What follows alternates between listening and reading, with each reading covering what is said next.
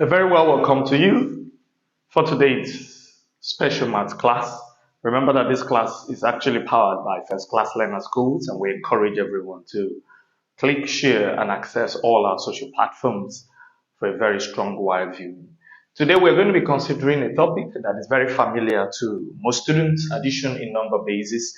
We see this topic virtually in all classes in the senior secondary and both junior secondary schools as well. There are so many methods teachers use in adding numbers in number basis, but today we are going to introduce a very special and simplified approach on how to add numbers in number basis. I'm pretty sure that after this class, you're going to enjoy this method and you'll even be endeared towards adding numbers in basis going forward. So we will get into it straightforward. The method we usually use in adding numbers in basis is called a special method. I call it a very special method because it's not common. The special method used in adding numbers in basis is called the repeated subtraction method.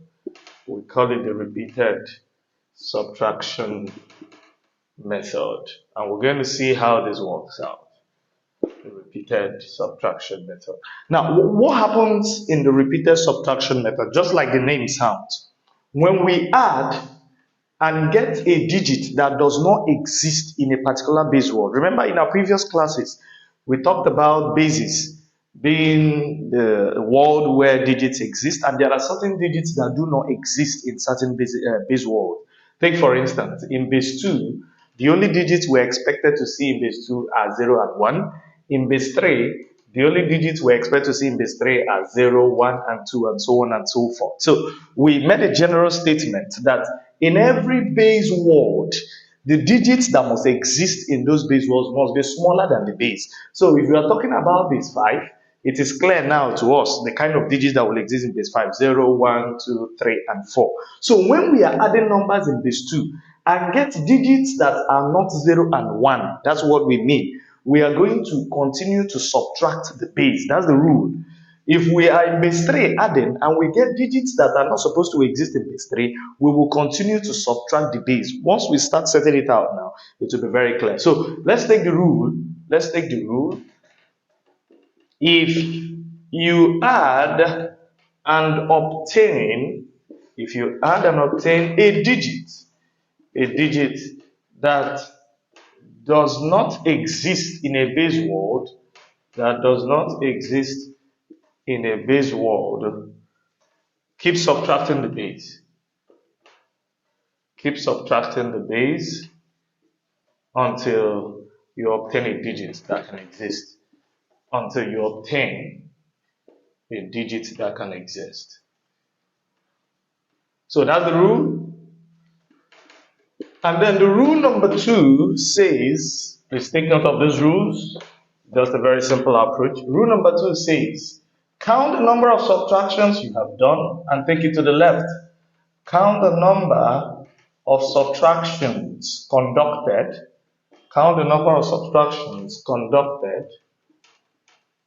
And push it to the left. Just take note of these rules. Continue this process until the subtraction is over. Until the addition is over. So please take note of these rules. We will get into it immediately. Examples. We'll solve as many examples as we can today. Number 1, add 101 in base 2 plus 111 in base 2. Remember what we said?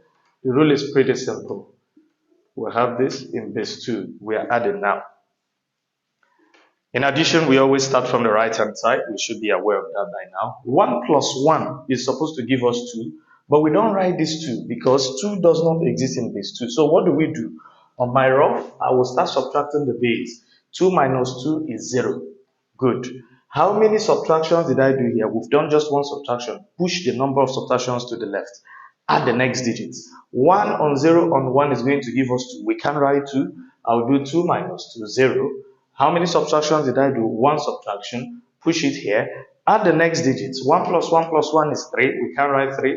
3 minus 2 is 1. How many subtractions did we write? Just 1. We can pull this one down. This is my answer. Pretty simple. So addition in number basis is very simple if you're able to follow this sweet method, a wonderful process. So let's take another example. Let's take another example. This time in base 2 as well. Let's work with base 2. 101 base 2 plus 111 base 2. I have 1011, 101, 111. So I'm going to have 1 on 1 is 3. We can write 3. I will start my subtraction. 3 minus 2. Remember, we are subtracting 2 because we're in base 2. 1 can enter. How many subtractions did we do? Just 1. Push it here. Add the next. 1, 1, 1, 3. 3 minus 2 is 1. Push it here. Add again. 3 minus 2 is 1. Push it here. 1 plus 1 is 2. We can write 2. 2 minus 2 is 0. Then we can bring this one down. That's our answer. A pretty simple approach in addition of numbers in number basis. Now we're going to test another example in a different base, no longer base 2. Let's try base 3 now. Then we'll see what we're able to get. 121 base 3 plus 222 base 3. Remember that all these digits can exist in base 3, so we can actually add this number in base 3. So I have 121, 222 base 3. Okay, 1 plus 2 rather, is 3. We are not allowed to write 3 because 3 cannot exist in base 3. So I will start subtracting 3, which is the base I'm working on.